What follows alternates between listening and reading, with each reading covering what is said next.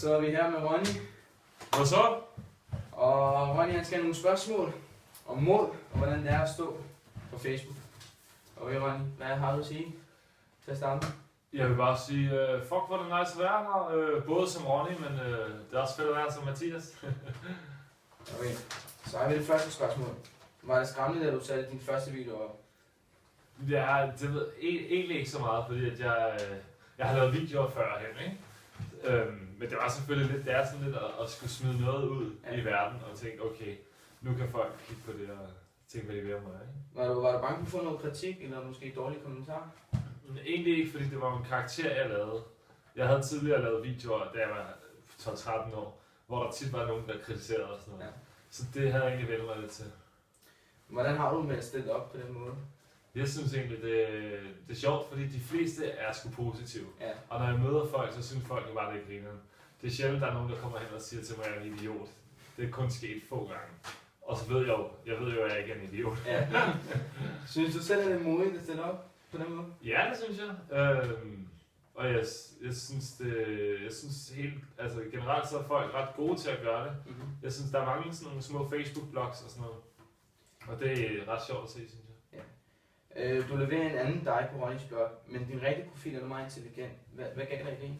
Det var egentlig bare, jeg boede i en lille landsby, der hedder Karise, hvor der var en hel masse sådan nogle scooter-typer, og det er der lidt i hver by, ikke? Ja. Så ideen var egentlig bare lidt at tage den her sjove karakter, der var i samfundet, og så lave lidt sjov med den. Du har haft enorm succes på nettet. Hvordan havde du det, da du lagde din første video op, og hvor langt troede du ville nå med det? Altså, jeg drømmer altid sådan ret stort. Så da jeg lagde den allerførste video op på YouTube for 5 år siden, der tænkte jeg, det kan godt være, det bliver stort, men det blev det overhovedet ikke i starten. Ja. Der gik 2 måneder, og så begyndte det at blive stort, og så tænkte jeg, okay, fuck hvor grineren. Fordi man laver ikke underholdning for, at der ikke er nogen, der skal se det. Man laver underholdning for, at folk skal se det og synes, det er sjovt. Så det synes jeg var fedt. Hvor langt har du tænkt dig at blive ved med det? Indtil der ligesom ikke er mere at vride ud af karakteren. Altså, nu skal jeg har jo lige udgivet en sang i dag, jeg skal på sådan en turné. Så i hvert fald indtil den er overstået. Og så må vi se om 3-4 måneder, et halvt års tid, om der stadig er noget sjovt rundt i karakteren. Du arbejder for Nordisk Film i Bio. Nej, Nordisk Film i Valby. Så du er sikkert en, der optræder meget. Er du så skuespiller, eller hvad er det, du helt laver dernede? Altså, ude på Nordisk Film, der er jeg journalist. Jeg er ved at uddanne mig til journalist, hvor jeg har læst 2 år. Og så er jeg praktik ude på Nordisk Film, der er jeg praktik 1 år endnu. Så derude er jeg journalist på Godmorgen Danmark, og så har jeg været med til at lave nogle andre forskellige programmer.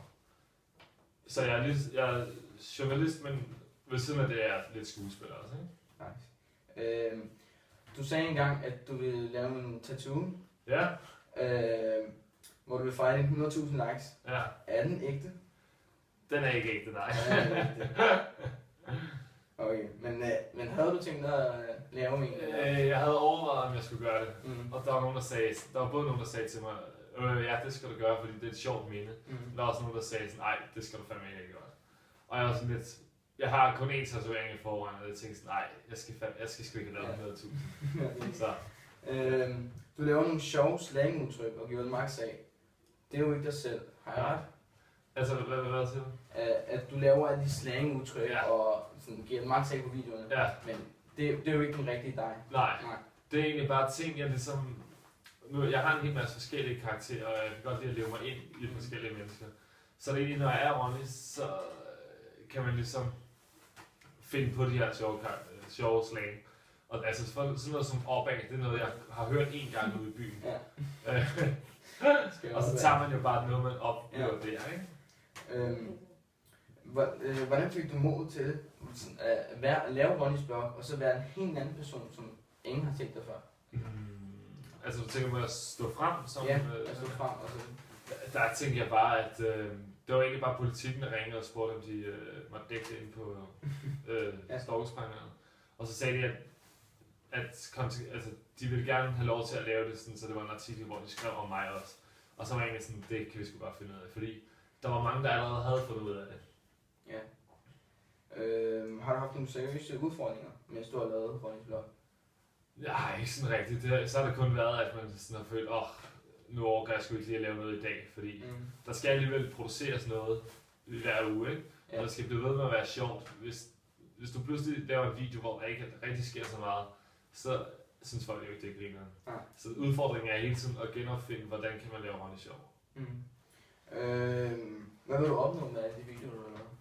Tja, det ved jeg ikke, det er svært at sige. Ja. Jeg vil egentlig i princippet hele tiden bare gerne lave det hele tiden, jeg synes er sjovt.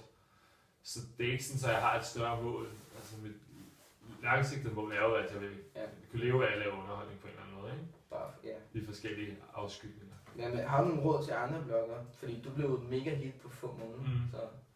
Altså rådet er, sørg for, at der er en historie i hver blog. Du skal ikke bare filme dig for at filme dig selv. Man skal sørge for, at der er et eller andet, at folk kan klikke ind og så finde ud af, okay, det er det, vi har med at gøre. For eksempel ven min, han siger nogle ret sjove ting, og han er noget for sig. Ja. Der er en hel masse, der opretter en blog, hvor de så siger sådan, ja, hej og velkommen til min blog, jeg hedder det og det og det, goddag og velkommen, ikke? Så der er jo ikke, altså, så der er ikke noget at tage fat i der. Der skal enten ske nogle sjove ting, eller også så skal man ligesom lave noget eneste. Og så skal man tro på, at de videoer, man laver, er sjove nok, fordi hvis du bliver ved med at lave videoer, så bliver folk også ved med at kigge, ikke? Så hvis du laver 2 videoer og tænker, fuck man, jeg er ikke blevet kendt, så skal man ikke gå ned på det. Ja. Og så skal man også tænke, at det er ikke det at være kendt, der er målet. Det der er målet, det er at have det sjovt med det. Jeg laver ikke Ronny, fordi jeg gerne vil være kendt. Jeg laver det, fordi jeg synes, det er sjovt. Ja, det synes jeg i hvert fald også. Men din nye musikvideo, ikke? Ja. Hvad vil du opnå med den, og hvad er det, du helt præcis udtrykker? Med musikvideoen, der er det egentlig bare, at jeg altid har ønsket at lave en Ronny-sang. Og det jeg vil opnå, det er egentlig, at jeg vil gerne give en sang til folket, som folk kan have det griner over. Det er jo ikke et smukt nummer som sådan. Ja. Det er jo et for sjovt nummer, ikke? Ja. Men jeg vil gerne, fordi jeg ved, hvor sjovt det er at feste til sangen sammen med andre, ikke? Så det jeg vil opnå på en måde, det er at give en sang, som folk kan have det griner sammen over. Ja, det var så det, Ronny. Tusind tak. Det var så lidt.